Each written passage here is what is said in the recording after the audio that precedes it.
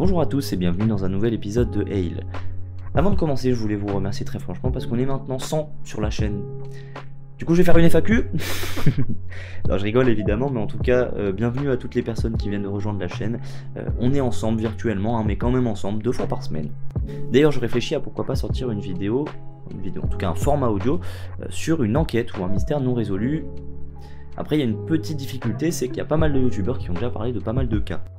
J'ai 2-3 autres idées de vidéos aussi, mais après c'est vrai que pour l'instant je préfère rester sur des threads d'horreur parce que je suis persuadé que je peux améliorer pas mal de choses encore, mais à l'avenir peut-être explorerons-nous d'autres pistes, qui sait. Voilà, je vous tiens informé, personne ne me l'a demandé, on est d'accord, mais je me dis ça fait pas de mal de le savoir.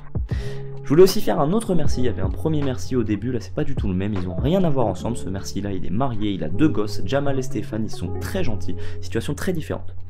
Après c'est vrai qu'on n'est pas obligé de pousser le délire sinon, mais je suis de bonne humeur, je suis vraiment de bonne humeur, je vais pas vous cacher, je vais pas vous faire un état de mon humeur à chaque vidéo, mais là, très bonne humeur.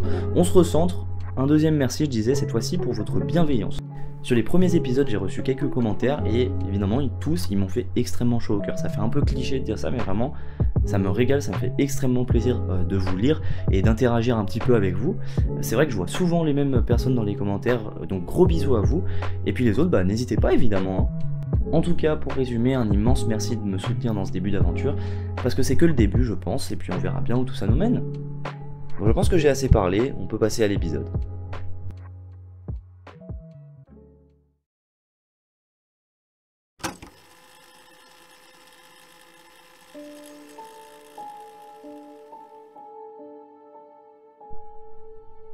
L'histoire que je vais vous raconter aujourd'hui, c'est celle de Céline, une jeune maman de 34 ans habituée des subreddits horreur, mais qui poste pour la première fois. Pendant l'été, après le premier confinement aux États-Unis, donc en 2020, Céline, son père, son grand frère et sa fille de 2 ans, qu'on appellera Alix, décident de partir passer une après-midi dans un parc aquatique. Ce parc se situe dans l'Oklahoma et chose très sympa, il possède des sources, des cascades naturelles, donc c'est un endroit parfait pour passer un bon moment, et Céline se dit que sa fille va être ravie. Je pense aussi, quand j'étais petit, je rêvais d'aller dans des parcs aquatiques, et malheureusement, c'était pas trop le délire de mes parents, mais bon, c'est pas grave, la randonnée c'est bien aussi, hein, y a pas de... voilà. Petit problème, en arrivant, Céline constate que l'endroit est totalement bondé. En fait, il y a eu énormément de gens qui ont la même idée qu'elle. Ça s'explique assez facilement, parce qu'après le confinement, tout le monde veut profiter des endroits en plein air, mais quand on est une maman avec son enfant en bas âge, ça peut être un peu stressant quand même. Après, Céline fait quand même attention à Alix, normalement il n'y a pas de souci, donc elle la prépare pour aller se baigner, elle lui met ses petites bouées, un peu de crème solaire, et Alix est ready comme jamais pour aller dans l'eau. Pendant ce temps, le père de Céline parle avec des amis qu'il a croisés, et son frère, lui, est allé chercher quelque chose à boire, donc tout le monde s'occupe et passe un très bon moment. Du coup, Céline rentre dans l'eau avec sa fille et toutes les deux regardent la cascade la plus grande. J'imagine que c'est peut-être la première fois qu'Alix, qui a seulement 2 ans, voit des cascades et donc elle doit être toute émerveillée et Céline nous dit que globalement, elle passe un très bon moment et que c'est vraiment plaisant de plus être confinée. Mais d'un coup, sans savoir pourquoi, Céline est prise par le feeling horrible de sentir qu'il y a quelqu'un qui l'observe. En réaction à ce feeling, elle tourne son regard et ne tarde pas à remarquer un homme d'environ une trentaine d'années qui est à côté de ce qui semble être ses amis. A priori, c'est un homme lambda, au détail près qu'il fixe Céline et Alix ouvertement, sans aucune retenue. Alix, qui regarde sa mère, se rend compte que celle-ci est concentrée sur quelque chose et en suivant son regard, elle se retourne vers l'homme. Et à la seconde où le regard d'Alix et de cet homme se croisent, l'homme commence à agiter sa main en faisant des signes à la petite fille de nager vers lui.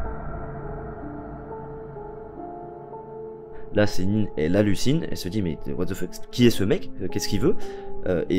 C'est ces mots, évidemment, c'est en anglais, ça rend un peu mieux, mais on pourrait se dire qu'elle surréagit un peu parce que vraiment, elle est à 2 doigts de péter un câble.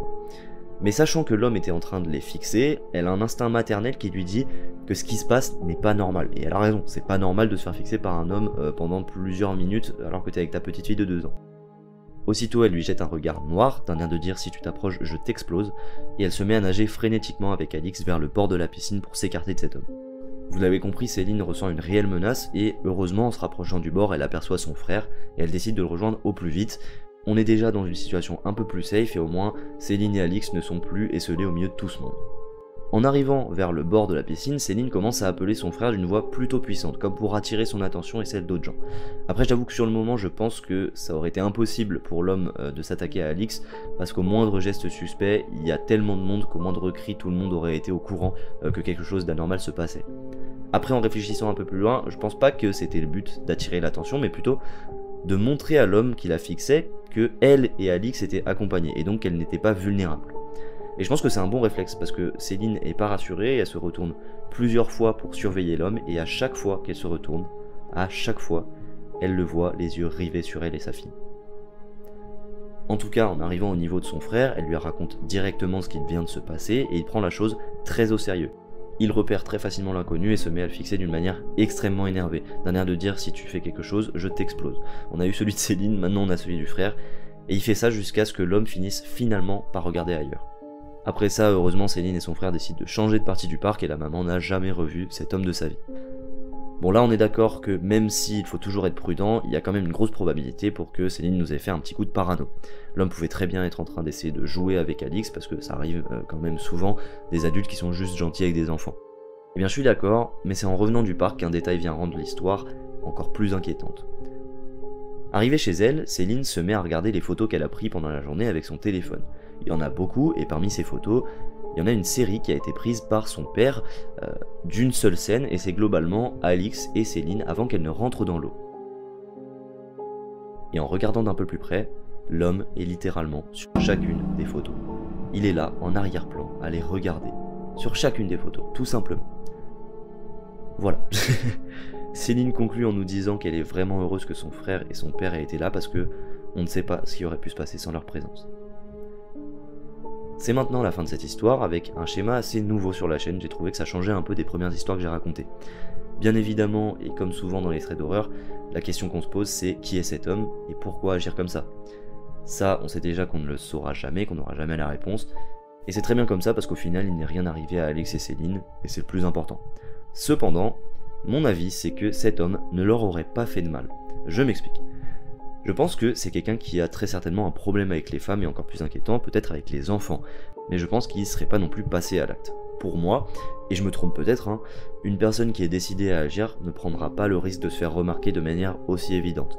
Par contre, là où c'est préoccupant, c'est que potentiellement cette personne, si ce que je pense est vrai, évidemment, dans tous les cas il existe un monde où tout ce que je raconte est faux, mais si ce que je pense est vrai, ce type est quand même une potentielle menace pour d'autres gens dans d'autres situations.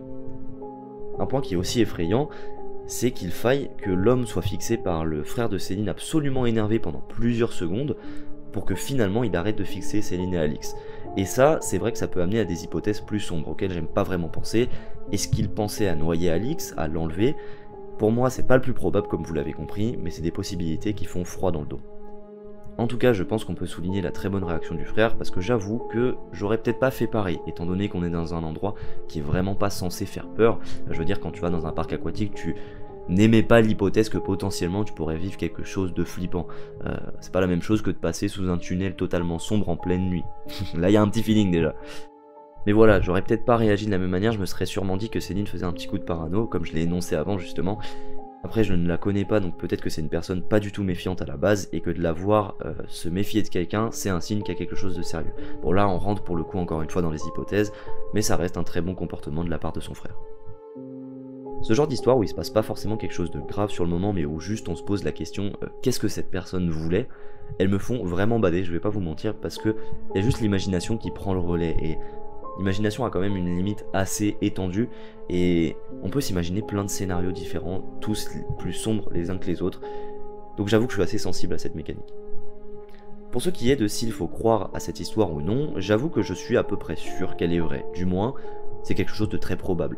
Après j'avais un petit doute sur le fait que l'homme soit sur chaque photo prise par le père de Céline, ça me semblait un peu cliché en fait. Je me disais que quand même s'il était sur tant de photos que ça, le père de Céline se serait rendu compte qu'il fixait sa petite fille, mais en y réfléchissant, au final c'est qu'un seul détail qui au global ne me semble pas suffisant pour remettre l'histoire en cause. Et puis on peut s'imaginer aussi que l'angle des photos prises par le père était toujours le même, comme il a pris en photo la même scène, et que si l'homme était sur la photo, forcément il est sur les autres.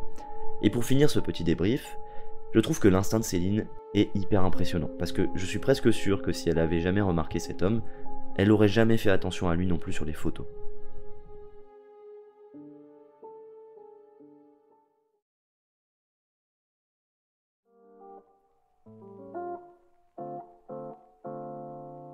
Voilà, c'est maintenant la fin de cet épisode.